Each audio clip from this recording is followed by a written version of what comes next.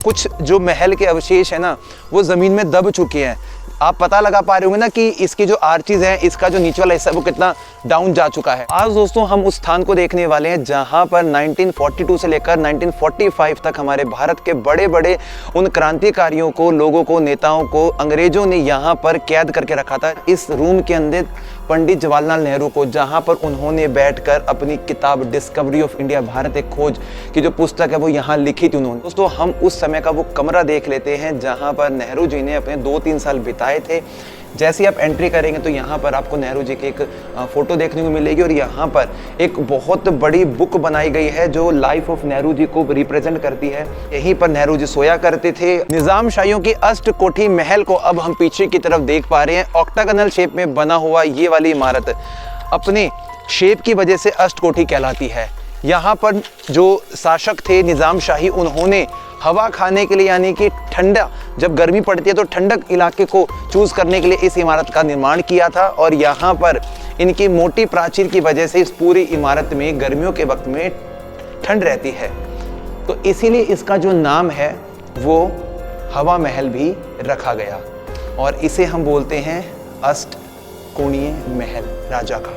तो अंदर की इमारतें आप देख सकते हैं, बड़ा खूबसूरत नज़ारा यहाँ का दिखाई दे रहा है। काफ़ी सारी छोटी बड़ी इमारतें भी यहाँ पे निज़ाम शाहियों की वक्त की है और उन इमारतों को देखने के लिए हमें दूसरी दिशा में जाना पड़ेगा, जिसके लिए हम अब आगे चलते हैं। अहमदनगर के किले को भूई कोट या भूई का किला भी कहा जाता है और अभी आप मेरे पीछे जो इमारतें देख रहे हैं इन्हें हम निज़ाम शाही महल के नाम से जानते हैं। देख सकते हैं अलग अलग वक्त का कंस्ट्रक्शन ज़रूर देखने को मिलता है, लेकिन इन इमारतों की जो शुरुआत है वो यहाँ के निज़ाम के द्वारा करवाई गई थी। मलिक अहमद निज़ाम शाह ने 1490 में अहमदी साम्राज्य से अपना अलग साम्राज्य तैयार किया, एक अलग राज्य बनाया। 1492 में वहाँ के जो शासक थे उनसे लड़ाई करी और उसके बाद में यहाँ पर वक्त वक्त पे अलग अलग महल बने, जिसमें से सोन महल, गगन महल, रूप महल, दिलकशा महल का निर्माण हुआ और जिसमें से गगन महल सबसे ऊंचा था। सुल्ताना चांद बीबी का जो वास्तविक महल है वो इसी में होने की वजह से इन्हें रानी महल भी कहा गया। आज के वक्त में अंदर किसकी कंडीशन देख सकते हैं। वर्तमान में कोट बाग निज़ाम शाही महल के कुछ अवशेष ही यहाँ पर बचे हुए हैं। हम लोगों को अंदर की तरफ जाते हुए इसके कुछ कक्ष कमरे दिखाई दे रहे हैं। चमगादड़ों की आवाजाही और बहुत ज़्यादा बदबू कमरे से आ रही है। और दोस्तों कुछ जो महल के अवशेष है ना वो ज़मीन में दब चुके हैं। आप पता लगा पा रहे होंगे ना कि इसकी जो आर्चीज है, इसका जो नीचे वाला हिस्सा है वो कितना डाउन जा चुका है। ऊपर वाले जो कमरों की इमारतें हैं वहाँ से चमगादड़ों की आवाज़ आ रही है। सर्दी के समय में चमगादड़ होते नहीं है, लेकिन इस समय भी अगर यहाँ पे थे चमगादड़ है तो समझ सकते हैं कि ना बुरा हाल होगा। यहाँ तक भी बदबू आ रही, लगा सकते हो तकरीबन मेरे से जगह वो 25 फीट की दूरी पर है। तो आज के वक्त में निज़ाम शाहियों की इस इमारत को धराशाही होते हम यहाँ देख रहे हैं। पुरानी इमारतों में से बचे अवशेष। अब चलते दोस्तों इसके अगले भाग पे, लेकिन उससे पहले कुछ यहाँ की पास की इमारतों पे भी एक नज़र डाल लेते हैं। ये भी उस समय की कुछ इमारत रही होगी और इसके साथ साथ में पुराने उसी वक्त के पेड़ और अंग्रेजों के वक्त की कुछ इमारतें बाद में बने थे, इनको सरकारी ऑफिसेज वगैरह।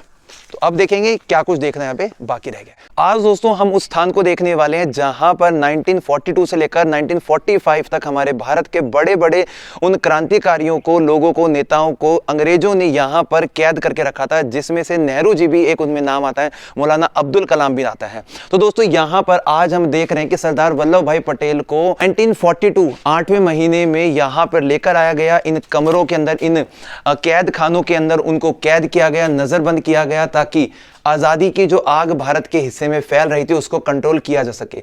अंग्रेजों ने अहमदनगर के इस किले को बना लिया था अपना ही जेल और इस जेल में उन सभी बड़े बड़े लोगों को यहाँ पर कई वर्षों तक, महीनों तक कैद करके रखा था। एक कर्म के अंदर हम देखेंगे तो काफ़ी सारे रूम्स हमें देखने को मिलेंगे, जैसे कि मौलाना अबुल कलाम आज़ाद को, भारत के पहले जो शिक्षा मंत्री थे, उनको इस रूम के अंदर, इस कक्ष के अंदर कैद करके रखा गया था। तो एक काल कोठरी वाले कमरे बने हुए हैं। आप देख सकते हैं इन कमरों को आज भी, जो यहाँ पर हमें उस समय के इतिहास को तो बताते हैं, साथ में ये भी पता लगाते हैं कि भारत के जो बड़े बड़े सेनानी थे, जितने भी, जिन्होंने भारत को आज़ाद करवाने में अपनी योगदान दिया, अपनी जान तक गंवा दी, तो उन लोगों को अंग्रेजी हुकूमत के समय में यहीं पर कैद करके रखा गया था। श्री आसफ अली जी को, इसी के साथ में कॉन्टिसली फॉर्म में चलेंगे तो यहाँ इस रूम के अंदर पंडित जवाहरलाल नेहरू को, जहाँ पर उन्होंने बैठकर अपनी किताब डिस्कवरी ऑफ इंडिया, भारत एक खोज की जो पुस्तक है वो यहाँ लिखी थी उन्होंने, और इसी जेल के अंदर वो रहते थे। यहीं पर उनके बिस्तर, कुर्सी वगैरह, चाय पानी की जो केतली वगैरह सब यहाँ पर आज भी रखे हुए हैं, और वो जो सबूत है वो हमें पता लगाते हैं कि ये स्थान हमारे भारत के बड़े बड़े नेताओं का स्थान रहा था। तो किन किन लीडर्स को ब्लॉक करके रखा गया था, उनका टाइम पीरियड भी लिखा हुआ है यहाँ पर। सो कुछ डिटेल्स भी आप लोगों को यहाँ देखने को मिलेगी। और अंग्रेजी हुकूमत ये नहीं चाहती थी कि अगर ये लोग खुले में आज़ादी में रहेंगे तो ये भारत को आज़ाद करने की मांग करेंगे। सो यहाँ पर दोस्तों हम देखेंगे कि एक कतार के अंदर बहुत सारे कमरे बने हैं, जैसे कि यहाँ पर डॉक्टर सैयद महमूद और पंडित गोविंद वल्लभ पंत जी को कैद करके रखा था। अब थोड़ा सा हम ना बाहर की तरफ से भी इस चीज को कैप्चर करते हैं और देखते हैं कि ये उस समय का जो जेल खाना हुआ करता था। काफी सारे कमरे बने हैं, तो इससे ये पता लगता है कि ये अंग्रेजों ने अपने समय में जेल खाना इस्तेमाल किया। और भी कुछ अहम लोगों के नाम हम यहाँ पर इन कमरों के ऊपरी भाग से देख के पता लगा लेते हैं, जैसे कि श्री शंकर राव देव जी को और डॉक्टर PC घोष को इस रूम में कैद करके रखा था। अगर ये कमरे जो भी यहाँ पे बने हुए हैं, इनके अंदर उन लोगों की जो यादें हैं, जो वक्त है वो गुजरा है, और उन्हीं यादों और वक्त के हिसाब से हम लोगों को 1947 में आज़ादी मिली। ऐसा बताते हैं कि इस स्थान पे जब अलग अलग आंदोलन चल रहे थे, जैसे कि भारत छोड़ो या फिर नमक आंदोलन जब चला, तो उस समय ना अंग्रेजों के ऊपर बहुत दबाव बनने लगा भारत को छोड़ने का। और आज आप इस कमरे को देख सकते हैं, यहाँ पर इसको अब तो क्या स्टोर रूम के तौर पर इस्तेमाल किया जा रहा है, लेकिन ये उन लोगों के मुख्य कक्ष है। ये वाला देखते हैं कमरा आचार्य कृपलानी जी का, 42 से लेकर 45, सबकी डेट भी मेंशन है, तो आप लोगों को दिक्कत नहीं होगी समझने में। कुछ इन कमरों को हम देखते हैं, यहाँ पे आचार्य नरेंद्र देव जी को कैद करके रखा था। इस वाले कक्ष को देखते हैं तो श्री हरे कृष्णा मेहताब जी को कैद करके रखा। और इस वाले रूम को देखते हैं तो यहाँ पे नेम मेंशन नहीं है। सो दोस्तों ये कुछ हमने कतार में कमरे देखे जिन पे नेम मेंशन थे। यहाँ पे भी देखते हैं कुछ कमरे और बने हैं, अगर इन पे नेम मेंशन नहीं होगा तो इससे हम समझ जाएंगे कि मुख्य लोगों के नाम लिखे हैं, क्रांतिकारियों के, बाकी लोगों के नाम नहीं लिखे। लेकिन ये जेल हुआ करता, जैसे फिल्मों में आप देखते हैं ना, वही उनको कैदी वाले कपड़े पहनाना, वही उनको जिल्लत की जिंदगी देना। सो ये पूरा अंग्रेजी हुकूमत के समय का जेल था। लेकिन क्या ये बिल्डिंग इमारत पहले से जेल रही थी? बिल्कुल भी नहीं। ये निज़ामशाहियों की इमारत हुआ करती थी, और निज़ामशाहियों का शासन खत्म होने के बाद में कभी मराठे, तो कभी सिंधिया, कभी अंग्रेजी हुकूमत। तो 1803 में जब मराठों का एंग्लो इंडियन वॉर हुआ, मराठों के साथ में लड़ाई, तो उसके बाद में दोबारा से इस स्थान को अंग्रेजी हुकूमत के अधीन में ले लिया गया था। और तब से लेकर तकरीबन 1947 तक ये वाला जो हिस्सा है वो अंग्रेजों ने अपने हिसाब से इस्तेमाल किया। बाकी बहुत सारे कमरे हैं, नेम्स मेंशन नहीं है। शायद बाद के वक्त में यहाँ पे है ना कोई ऑफिस वगैरह भी चला होगा गवर्नमेंट का, क्योंकि ऐसा होता है कि गवर्नमेंट क्या करती है, इन स्थानों को जब कैप्चर करती है, जब अपने अधीन में ले लेती है ना, तो यहाँ पर अपने हिसाब से अपने ऑफिस वगैरह चला देती है। सो ये पूरा हिस्सा रहा था भाई। आप यहाँ पर भी देख सकते हैं बहुत सारे रूम बने हैं एक सीक्वेंस के अंदर। सो आज हमें बड़ा अच्छा लगा ये जानकर कि इसी स्थान पर डिस्कवरी ऑफ इंडिया जैसी बड़ी पुस्तक लिखी गई। इसी स्थान पर हमारे भारत के पहले प्रधानमंत्री नेहरू जी को कैप्चर करके रखा गया। इसी स्थान पर निजामशाहियों का, मराठों का इतिहास जुड़ा हुआ है। बाकी देखते हैं यहाँ पे क्या कुछ देखने को मिलेगा। आइए, अहमदनगर के इस किले को जिस समय अंग्रेजों ने कैप्चर किया तो यहाँ बना दिया था उन्होंने जेल, और यही वो स्थान है जहाँ पर पंडित जवाहरलाल नेहरू को 1942 से लेकर 45 तक कैद में रखा था। तो दोस्तों हम उस समय का वो कमरा देख लेते हैं जहाँ पर नेहरू जी ने अपने 2-3 साल बिताए थे। जैसे आप एंट्री करेंगे तो यहाँ पर आपको नेहरू जी की एक फोटो देखने को मिलेगी, और यहाँ पर एक बहुत बड़ी बुक बनाई गई है जो लाइफ ऑफ नेहरू जी को रिप्रेजेंट करती है। काफ़ी सारे जो बुक्स के और न्यूज़पेपर के आर्टिकल्स थे वो सब यहाँ पर आप देख सकते हैं कि कलेक्ट करके रखे गए हैं। और ये पूरी की पूरी जो बुक है ये नेहरू जी की लाइफस्टाइल को और उन सभी के जो डिसीजंस थे उनको दिखा रही है। सो दोस्तों यहाँ पर बैठकर नेहरू जी ने डिस्कवरी ऑफ इंडिया नाम की जो पुस्तक है उसको भी लिखा था, और बताते हैं कि ये वाला जो पलंग है यहीं पर नेहरू जी सोया करते थे और इसी चेयर पर बैठा करते थे। तो ये आज भी यहाँ पर बचा कर रखे गए हैं।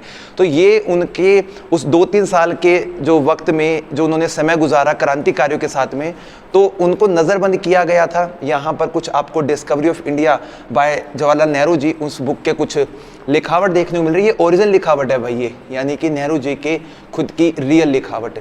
और इसके साथ में दोस्तों यहाँ पर हम एक दूसरा चैम्बर देख रहे हैं और इस चैम्बर के अंदर हमें काफ़ी सारे जो क्रांतिकारी वीर बहादुर हैं उन सभी की पोर्ट्रेट्स और उनके बारे में जो डिटेल्स है वो सब लिखी हुई मिलेगी कि इन लोगों ने भारत को आज़ाद करवाने में अपना कितना योगदान दिया और उन लोगों को अंग्रेजी हुकूमत के समय में यहाँ पर नज़रबंद किया गया था।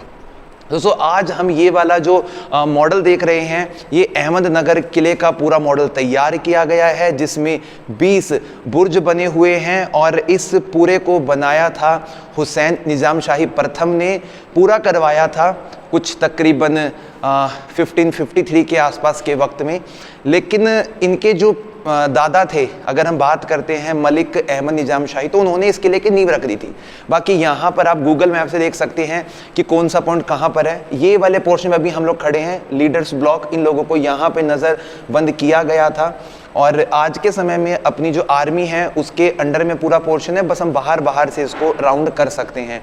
बाकी इस फोर्ट को कौन कौन लोगों ने विज़िट किया है, कि पहले कैसा था अब कैसा है, सेम एज़ फोर्ट की हिस्ट्री भी यहाँ पे हमें पता लगती है कि एक इलाही बुर्ज है यहाँ पे और उसके बाद में हुसैन निज़ाम शाही ने कैसे इस किले को बनवाया, फिर ब्रिटिश और मराठा वॉर हुआ, एंग्लो वॉर हुआ 1803 में। यहाँ पे नेहरू जी ने इंडिपेंडेंस के समय में विगुल जो चलाया था, गांधी जी भी यहाँ पे रहे थे, कुछ टाइम उनसे मिलने आए थे। ये सस्पेंशन ब्रिज बना हुआ है और इसके बाद में फ्लैग होस्टिंग हुआ था 1947 में, वो इसी स्थान से किया गया था। ये चांद बीबी जी बहुत ज़्यादा मतलब पराक्रमी लेडी रही हैं ये। उसके बाद में 1795 ये मराठों के बीच में और निज़ाम के बीच में युद्ध हुआ और ये प्री इंडिपेंडेंस के कुछ प्रिजनर्स हैं, कुछ कैदी हैं जिनको यहाँ रखा गया था। सो यहाँ पर एक छोटा सा मॉडल रखा गया है फराह बख्श पैलेस, जो हम लोगों ने विज़िट भी किया है। और इसी के साथ साथ में दोस्तों अहमदनगर किले का इतिहास यहाँ पे बाकायदा लिखा हुआ है कि किला कैसे शुरू हुआ, क्या हुआ। सो इससे आप आइडिया लगा सकते हैं, पूरे किले की जो नॉलेज है ले सकते हैं। अब हम बात करेंगे दोस्तों कि किन किन मुख्य लोगों को यहाँ पे कैद करके रखा था, तो मैं आपको थोड़ा दिखा देता हूँ एक बार। सामने की तरफ आप देख सकते हैं स्वतंत्रता सेनानी जिन्हें अहमदनगर किले में कैद करके रखा गया था 1942 से 45 तक। काफ़ी सारे नाम देखने मिलेंगे, सरदार वल्लभ भाई पटेल, पंडित गोविंद वल्लभ पंत जी, आचार्य नरेंद्र देव, आचार्य जेवी कृपलानी, मौलाना अब्दुल कलाम आज़ाद, नेहरू जी, असफ अली, पीसी घोष। सो दोस्तों ये सब मुख्य लोग थे जिनको कितने कितने समय तक यहाँ पे कैप्चर्ड रखा, ब्लॉक रखा, नज़रबंद रखा। इससे पता लगता है कि जो किताबों में हमने इतिहास पढ़ा था कि नेहरू जी इसी स्थान पर रहे थे, तो आज हम ये पूरा देख सकते हैं उस समय का रूम जहाँ पर नेहरू जी को नजरबंद करके रखा गया था, कैद में रखा गया था। यहीं पर उन्होंने अपनी किताब डिस्कवरी ऑफ इंडिया भी लिखी थी। किले का जो मुख्य प्रवेश द्वार है वो यहाँ से हमें दिखाई देता है। इसके पास वाले हिस्से में बड़े बड़े बुर्ज हमें दिखाई दे रहे हैं और यही इस किले में आज के वक्त में अंदर जाने का एकमात्र रास्ता बना हुआ है। ज़्यादातर हिस्से के ऊपर आर्मी कंट्रोल्ड है, वहाँ पे अपना वो वर्क चलाते हैं और कुछ ही हिस्से को हम लोग विजिट कर सकते हैं, घूम सकते हैं। सो इस पूरे किले की हिस्ट्री को जानकर, किले को देखकर हमें बहुत अच्छा लगा। इसी प्रकार की बहुत सारी चीज़ें हम एक्सप्लोर करेंगे। तब तक के लिए जय हिंद, जय भारत।